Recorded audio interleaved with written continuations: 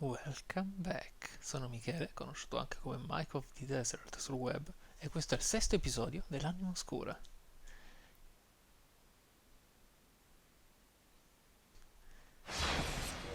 Ci avventureremo nella città infame, una delle aree più contestate e odiate dalla community di Dark Souls, per ragionevoli motivi, per molti ragionevoli motivi. Se notate alcune minuscole differenze di anime o di HP con il mio personaggio, Phalanx, è perché ho cominciato a registrare l'episodio, ma la registrazione non partì e quindi c'è qualche piccola differenza, ma eccoci qua. Bene, um, 38.000 anime. Potremmo proseguire fino al falò della città infame, ma l'unica cosa che ci interessa davvero di questo luogo, della alta città infame, è la piromanzia.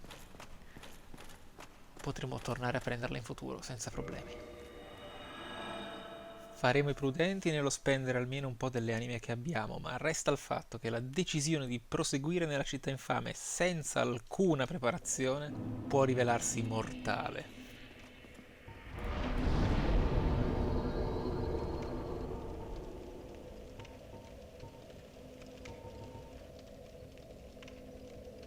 Potremmo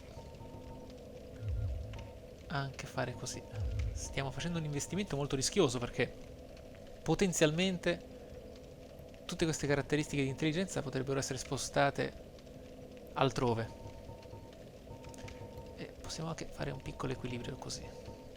Però è giusto investire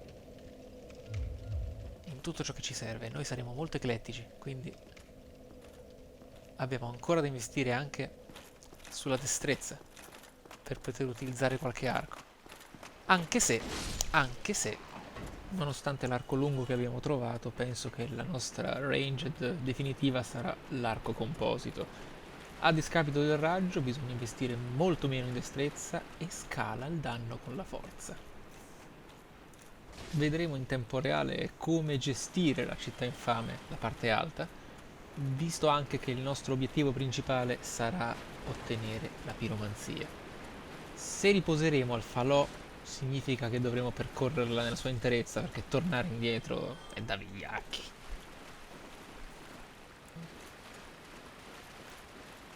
No, non di qua.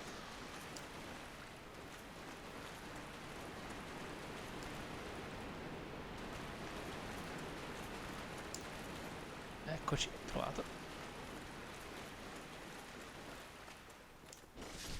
Chunk.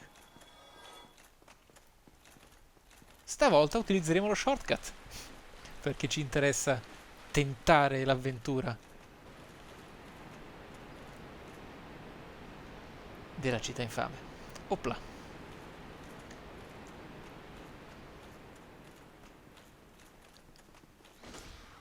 Ehi, ci manca solo di farci avvelenare come degli stolti e sarebbe il top. Ecco qua. La tanto odiata città infame. È odiata perché il basso frame rate che cala rovinosamente e la sua eccezionale difficoltà ha ferito non pochi giocatori.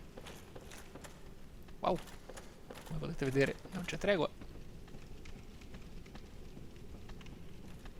Questi bestioni sono piuttosto stupidi, è possibile persino attirarli verso una loro preventiva morte, facendoli suicidare. Vi seguiranno, come vedete, ovunque voi andiate in maniera quasi perpendicolare. Quindi è possibile ingannarli, ma in questo caso il furbetto si è praticamente salvato la pelle da solo. Perché si è incastrato... Oh! Ah, ah, ah, ah. No, non si è incastrato nell'angolo. Buon per lui, buon per lui. Questo è possibile farlo con pressappoco tutti questi tre giganti. Si aggrano, si attirano qui fino all'esterno e si salgono le scale. È molto probabile che si suicideranno da soli. Vedete? Ne è caduto un altro. L'ultimo per correttezza, possiamo affrontarlo da noi. In questo caso l'equilibrio è molto importante. È molto importante perché mi piace mostrarvi come è pericoloso essere colpiti, anche con equilibrio, senza essere uccisi. Vi faccio vedere. Ci faremo colpire dalla sua mazza e ci metteremo lo scudo del ragno, perché sono velenosi. Vedete? Ci ha fatto indietreggiare moltissimo. Questo ve l'ho mostrato perché è uno dei più gravi poteri di queste creature e degli attacchi pesanti. In altre parole, questi giganti, questi barbari, possono essere sconfitti molto più facilmente con equipaggiamento leggero. Perché schivare spesso è meglio di resistere. Vediamo se si butta da solo come gli altri. Ah, dai! Ma com'è possibile, povero? Con un po' di pazienza è possibile sconfiggerli e in armatura leggera, schivando tutti i loro colpi, sono di una semplicità imbarazzante.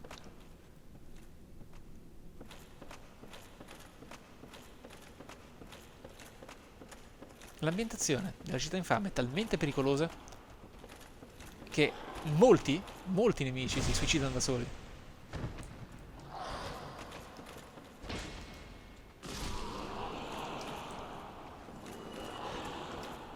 Chunk. A noi ci interessa... Ah, ci siamo dimenticati. Mi sono dimenticato, proprio perché è una delle aree che meno si conosce. Ci siamo dimenticati coloro che aggiungono tossicità ed è lo status negativo più pericoloso di Dark Souls. Non il più mortale, ma il più pericoloso. Vediamo se riusciamo a raggiungere in tempo il falò. Perché non abbiamo nulla che possa salvarci dalla tossicità in questo momento. Assolutamente nulla. È anche piuttosto difficile averlo in generale. Allora, il falò è in quella direzione e noi potremmo anche anticipare la cosa facendo... Ai. Non bisogna assolutamente farsi soggiogare. Per fortuna che abbiamo i miracoli, in questo caso possiamo avere un po' di tempo in più. Ok, qui c'è la famosa katana, Yaito.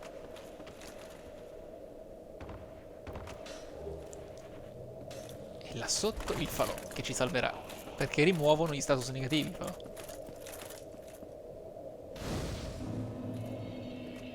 Ecco qua.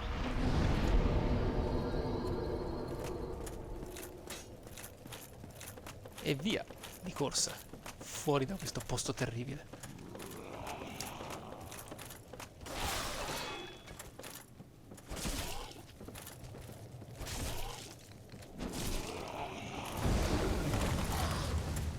Sì, cani sputafuoco, avete visto bene. Ah! Dove sono questi cecchini?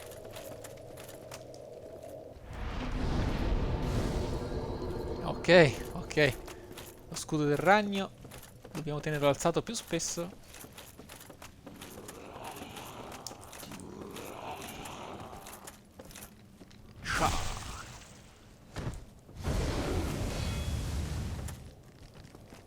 Bam! Ok.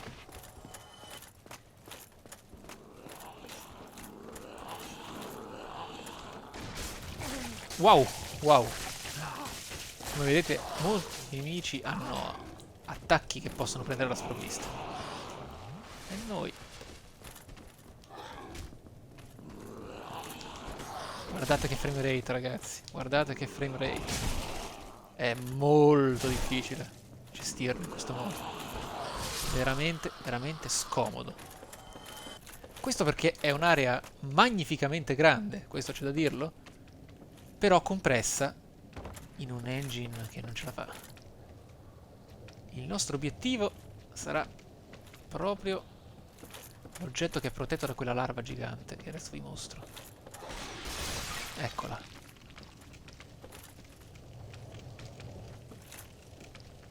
E dai. Su. Ah.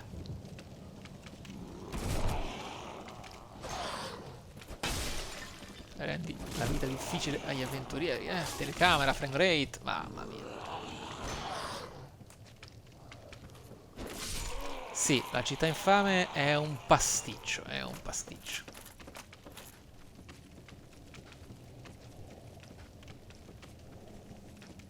Ma è un luogo molto, molto intrigante. Perché la città infame era un tempo la grande palude. Ah, eccolo il bastardo. E la grande palude era una grande, grande civiltà, era un luogo molto speciale. Purtroppo è stato corrotto da una terribile epidemia. E forse riusciremo anche a indovinare questa epidemia da dove viene. Ok, ora non vogliamo certo cadere adesso. Bene. Ed ecco che ci troveremo. Oh, mamma mia! Come vi ho detto, qui i mostri sono estremamente pazzi. Vai giù, su. Vai giù. Ok. Allora, colpire questa creatura è molto difficile senza arco da qui, anche da qua. Ed è facile scivolare di sotto. Se scivoliamo di sotto ci ucciderà e non potremo fare assolutamente niente. È una sorta di meccanismo automatizzato. Vediamo se possiamo... Ah, lo sapevo, non funziona mai bene. Ah! E adesso? Chi è stato? Vediamo un fendente. Un altro fendente. Ok, ok. Un attacco in salto. Dio, io detesto questo momento. Detesto questa creatura. La detesto.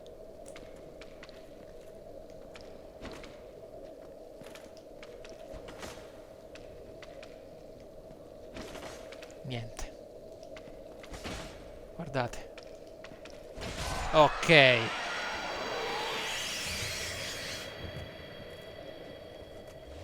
E in questo caso prenderemo la piromanzia.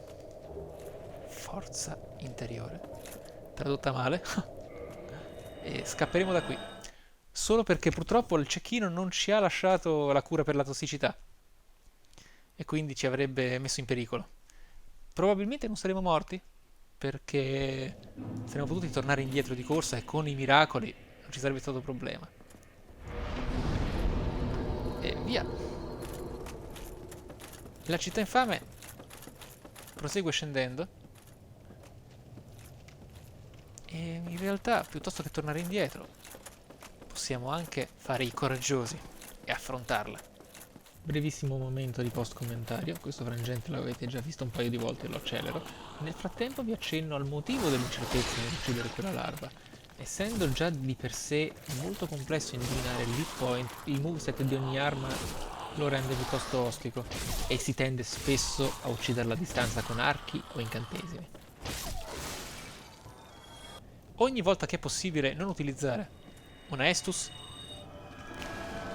è un guadagno. Ed il vantaggio di aver investito statistiche magiche in una build la nostra che punterà molto sulla forza è proprio questo. Beh, che fai? Ci dai le spalle così? Ok. E via, si scende.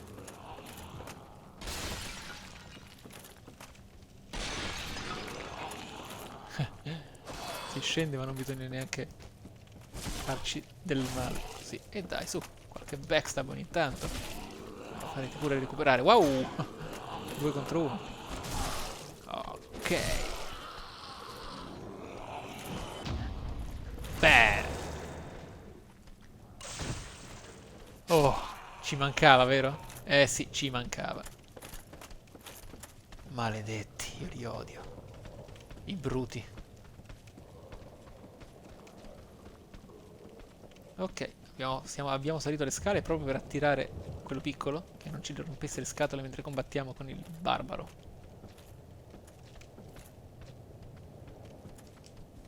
E... Wow!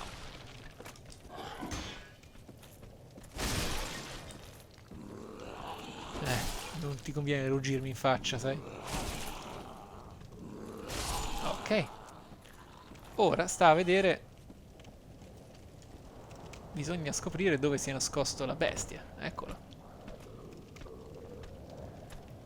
Non ti suiciderai anche tu, vero? Non sei così stupido. Ti prego, dimmi che non lo sei. Oh! Ah. Fantastico, fantastico. Sono barbari in tutto. Ah, per un pelo, dai, su. La schiena, la schiena. Ah. Non meriti neanche il parry. E invece no, avresti dovuto meritartelo. Avrei dovuto dare retta al mio feticismo per i parry. Ok. Mi sarei evitato un pugno in faccia. E via. Ok, attenzione a non farci scivolare giù. Eccoci nella parte media della città infame. Siamo quasi arrivati al luogo dove ci avrebbe portato attacco. Dove ci avrebbe portato lo shortcut. Ecco, vedete ora un momento nel quale possiamo gioire di aver preso i binocoli.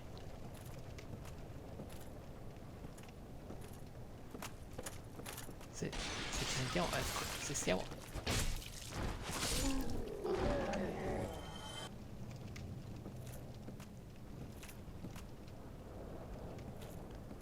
Questa è la grande palude.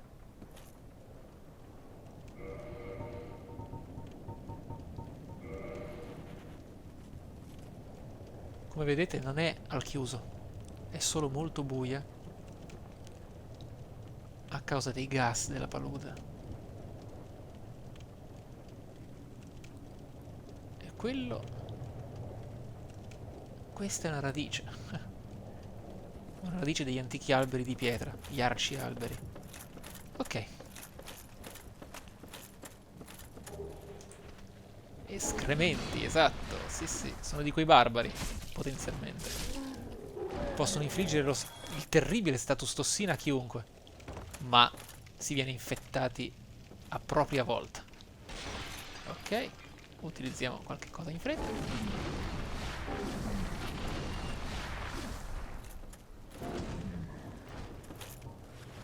Ecco un cecchino, maledetto. E via. Ciac. Ah! Ci ha... Ci ha fregato. Ci ha fregato per un pelo, ma ci ha fregato. Allora. Vediamo che si può fare. Abbiamo poco tempo. La tossicità è uno status che non possiamo toglierci con quello che abbiamo trovato fino ad ora. Anche perché in teoria questi cecchini droppano l'oggetto per curarsene, ma siamo stati molto sfortunati a riguardo. E dobbiamo assolutamente andare via di corsa.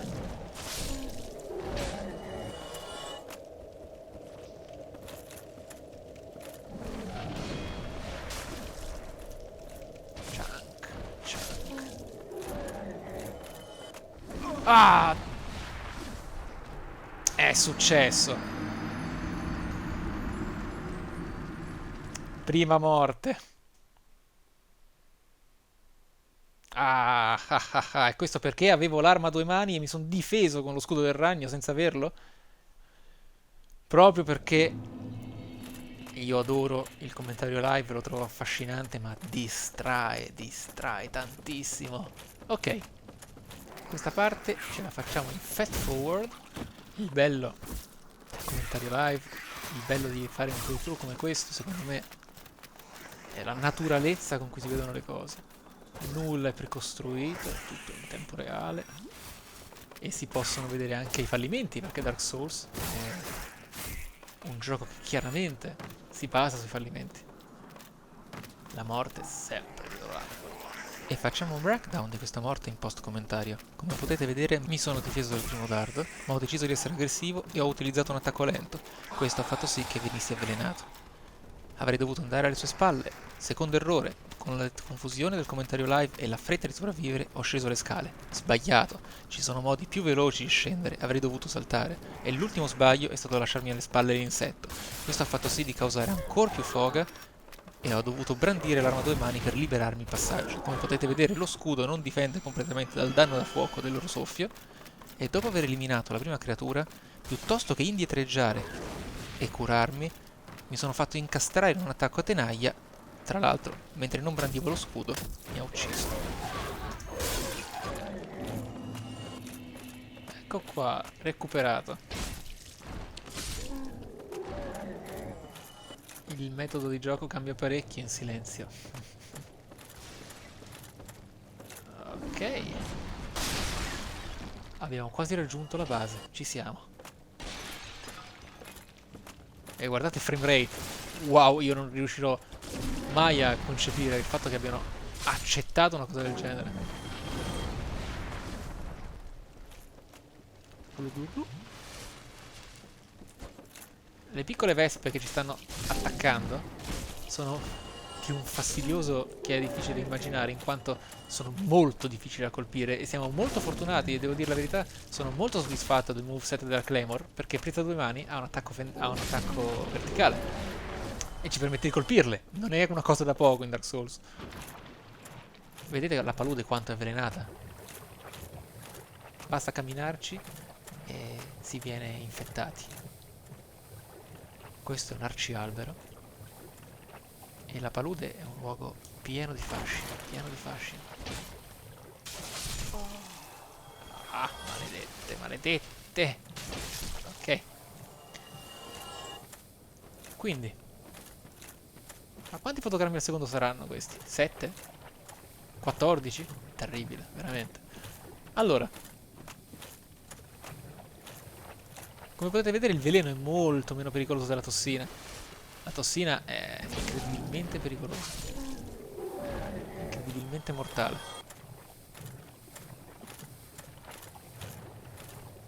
Kirk, la NPC che ci ha invaso nello scorso episodio, era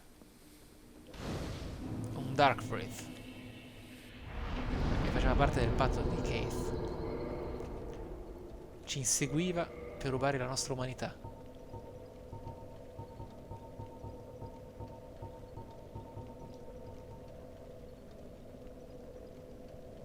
Uno spettro oscuro. In questo luogo, in fondo alla palude, alla grande palude, c'è questa spaccatura che presagisce una trappola terribile, uno scrigno abbandonato in un luogo così freddo. Potrebbe essere qualunque cosa. E invece, penso che questo sia un piccolo scherzetto. C'è un meraviglioso tesoro, una scaglia di drago all'interno. Ed è un normale scrigno. Nessuna trappola. Niente di niente. Ah, ah, ah.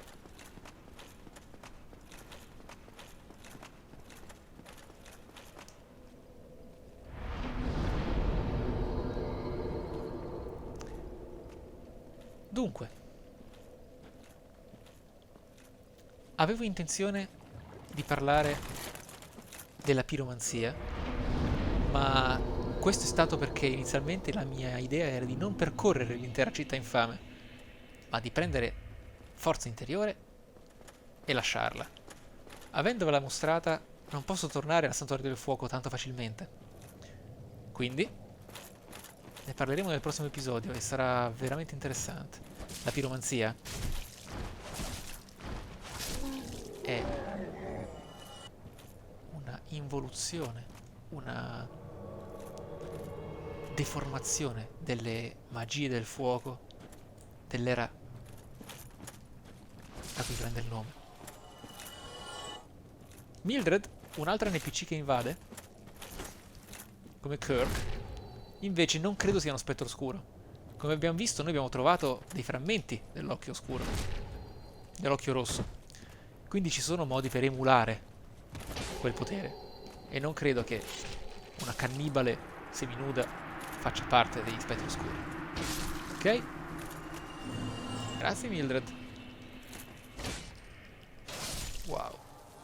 Davvero. Grazie Claymore. Oh, bene bene.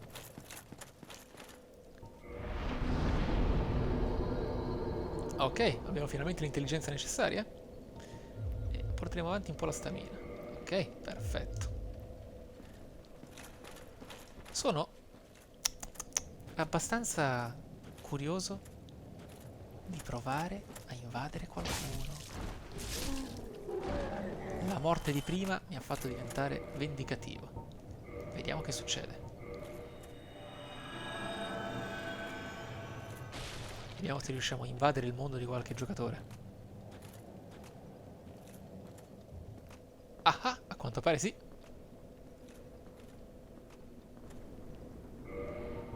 Grande. E invece no. Questo è chiaramente un post commentario e sono qua a descrivervi il perché tutti e 4 i frammenti dell'artefatto che ci permette di imitare gli Darkwraith, ossia gli spettri oscuri, sono andati sprecati. Abbiamo affrontato, in questo mio tentativo di mostrarvi del buon PvP, tutte le vere chimere che spesso impediscono di farlo. Ve le mostro insieme al materiale registrato. Il primo frammento utilizzato ci ha portato in un mondo che ci ha quasi immediatamente ricacciato nel nostro. Questo è accaduto perché il giocatore invaso ha superato la nebbia del boss. Funziona in questo modo: se tu invadi il mondo di un giocatore, sei ostile, e se quest'ultimo raggiunge la nebbia del boss e la supera sfidandolo, è salvo e tu te ne torni indietro con l'oggetto purtroppo utilizzato. Ho quindi insistito e il secondo PvP è stato invece vittima di uno dei 2 comportamenti veramente sgradevoli e disonesti, diciamo disonorevoli di Dark Souls. L'invaso si è nascosto. Purtroppo, nonostante l'invasore sia impeccato per la lore e anche per un concetto di io invado il tuo mondo per cercare di ucciderti e rubare la tua umanità, distruggendo i tuoi progressi nel livello e rimandandoti indietro, nonostante questo, il nascondersi è una cosa ritenuta piuttosto vile e con ragione, cosicché, purtroppo, registrando in live, ho deciso di abbandonare la ricerca. Perseverando e quindi volendovi ancora mostrare per forza di cose uno scontro in PvP, ho utilizzato il terzo frammento, che purtroppo è andato sprecato a causa di una fortissima, esagerata lag del mio avversario in PvP, che quindi si è persino sconnesso dal mondo, lasciandoci con la bocca asciutta. L'ultimo frammento è stato persino il più ridicolo, perché appena apparsi nel mondo del giocatore siamo stati ricacciati indietro. È stata una questione di fotogrammi, non è passato neanche un secondo. Questo può essere giustificato probabilmente dal fatto che il giocatore stava entrando dentro la nebbia nell'istante in cui noi stavamo apparendo nella sua area. Tanto che mi è apparso sul video la cutscene del boss che stava affrontando, che non dovrebbe succedere. Questo è tutto. Riprendiamo quindi il nostro commentario live dal momento nel quale siamo tornati nel nostro mondo dopo aver consumato l'ultimo frammento dell'artefatto degli spettri oscuri. Ci è andata male comunque, siamo stati molto sfortunati, perché non si tratta di vincere o perdere, il PvP è affascinante e divertente, sempre, e voglio mostrarvelo a tutti i costi. Come vi ho descritto, il mio tentativo di fare PvP è mostrarvi qualcosa di più inaspettato, di più umano. È fallito. Ma in realtà vi posso assicurare che ci rifaremo. Vi potrò mostrare altri PvP presto, perché quelle non sono le uniche schegge dell'occhio rosso che si possono trovare in Dark Souls.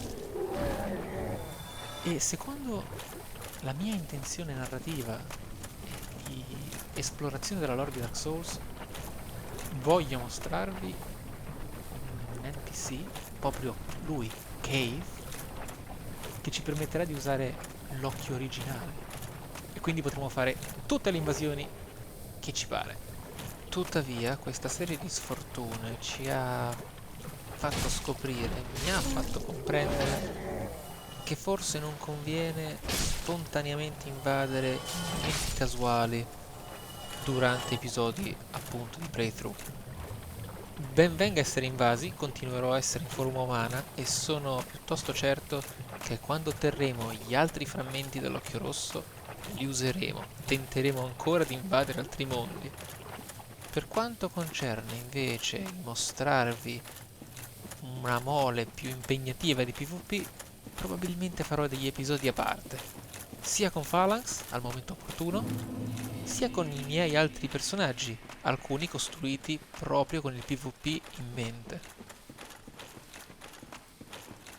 Soprattutto alcuni. Quindi perché no? Eccoci qua, davanti alla nebbia del boss della palude. Ci cureremo del veleno. Ok. Evocheremo Mildred, che è la cannibala che abbiamo sconfitto poco fa. Che può essere evocata, se si è umani in questo luogo. E non sto parlando della grande palude, non sto parlando di quest'area e non sto discutendo della piromanzia, perché sarà l'argomento principale del prossimo episodio che è stato appunto slittato.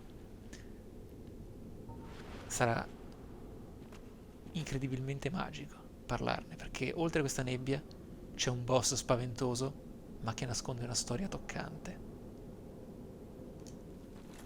Via.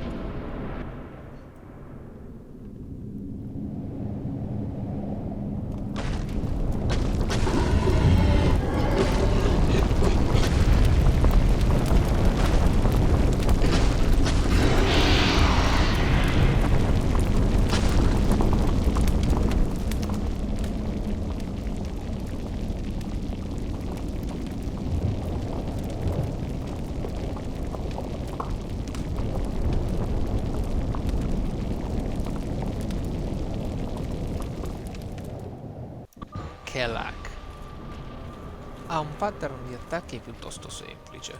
È possibile comprendere come in tutti i boss di Dark Souls cosa sta per fare a seconda dei movimenti del suo corpo. Chunk, chunk. Abbiamo quindi in qualche modo deciso che questo sarà l'ultimo boss che combatteremo senza buff. Tutto è slittato al prossimo. Sia le discussioni sulla lore, sia le decisioni di costruzione del PG. Ok? Mildred nel frattempo si è incastrata nella lava, molto molto eroico. E sarei quasi disposto a spostarmi verso di lei, così che almeno Kellag si interessi a entrambi. Altrimenti non c'è nessun vantaggio ad aver evocato Mildred, che, per chi non lo sapesse, evocare un Phantom aumenta gli HP del boss, quindi ritrovarselo incastrato nella lava senza che possa far nulla non è esattamente carino. È comunque un boss completamente costruito intorno al fuoco e alla lava. Non a caso, vedremo. Non a caso.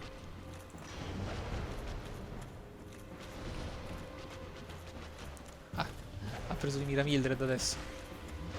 L'intelligenza artificiale dei boss è molto semplice. Fanno due check. L'ultimo personaggio che li ha colpiti è quello che gli è più vicino. E lo fanno in una sequenza AB, AB, AB. Quindi, con un po' di attenzione, se uno ha intenzione di farlo, è possibile incastrare il boss a combattere sempre il Phantom o sempre te stesso.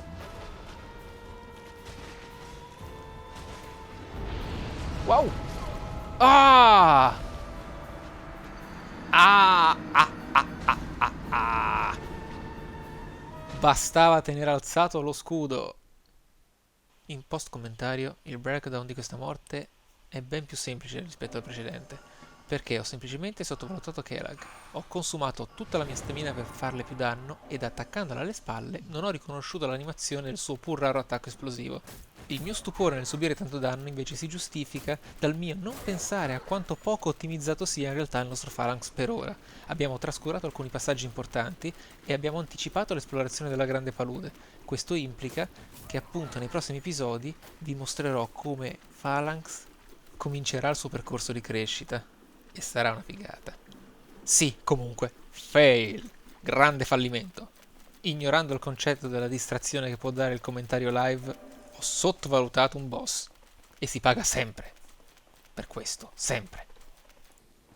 Mi sono fatto attrarre troppo dall'idea di poter suonare la seconda campana del risveglio. Questo perché Kelag è la guardiana della seconda campana del risveglio e suonare la campana del risveglio mi permetterà di avere accesso a un percorso il quale è esattamente quello che mi serve per ottenere ciò che voglio per Phalanx, ciò che voglio mostrarvi e che voglio testare per provare qualcosa di nuovo. Il nostro personaggio è attualmente veramente sotto gli standard a causa del fatto che ho smesso di potenziare la Claymore. Wow. Ho smesso di potenziare la Claymore perché voglio metterle un potenziamento elementale e non mi interessava sprecare materiali inutilmente. Le armature invece intendo tenerle da parte, potenziarle quando ritengo di aver trovato il pezzo migliore, proprio perché non mi serve rendere le cose troppo semplici. Vedete? Era possibile difendersi da quell'esplosione. È comunque un attacco che fa molto di rado. Infatti non me lo aspettavo.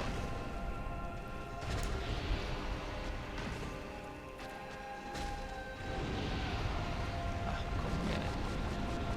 Mildred, come sempre, si è fatta incastrare. Ma guarda un po' che strano, eh? Andiamo da lei. Ah, l'ha superata, ha superato la lava, Mildred. Niente male.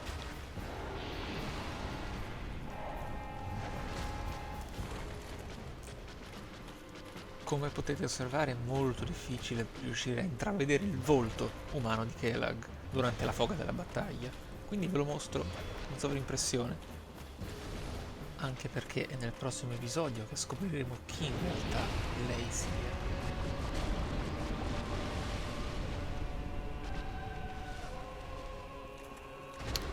Ah. A volte mi chiedo se valga veramente la pena evocare questa sfortunata assassina, perché è utile con un pugno in un occhio.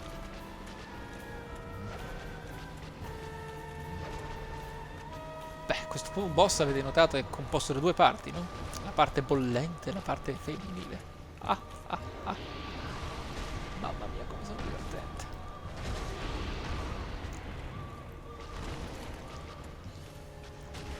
Uglu, uglu. Come vedete, a dire cazzate ci si distrae, giusto? Questa è stata quella zampata sullo stinco, è stata la giusta punizione per il mio cazzeggiare.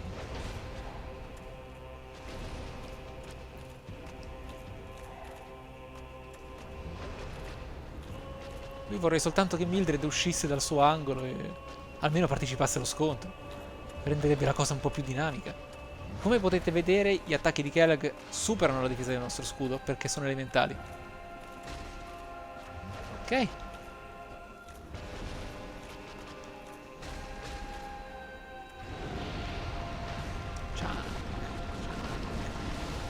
Avendo uno scudo adatto, o essendoci preparati meglio per questo scontro, il fuoco non ci avrebbe fatto nessuna paura. Senza contare che appunto abbiamo l'armatura senza nessun tipo di potenziamento e una Claymore piuttosto rudimentale. Ciononostante, mi dispiace molto uccidere Kelag. È crudele, sta per ucciderci, è vero, ma finirla è doloroso. E scopriremo presto perché.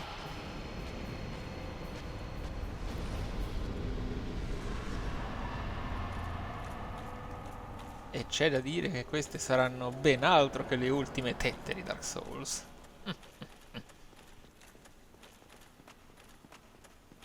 In questo luogo oscuro, sotterraneo, infuocato, si trova la campana del risveglio, la seconda. È possibile che a Kelag in realtà della campana del risveglio importasse ben poco. Vedremo nel prossimo episodio appunto la sua origine e il perché fosse lì, il perché volesse ucciderci. Questa campana ce l'aveva anticipata il Crestfallen Warrior e la stiamo per suonare. La profezia, il destino o quel che è comincerà a compiersi.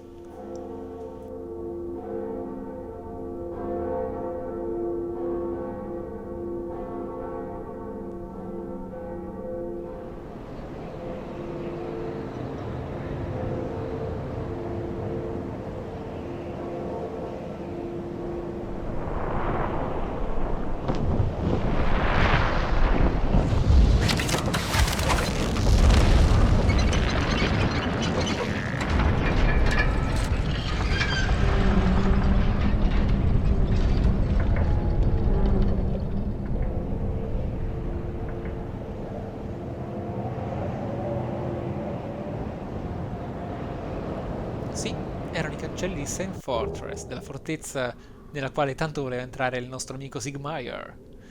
E ho tanto da dire, lo terrò per il prossimo episodio.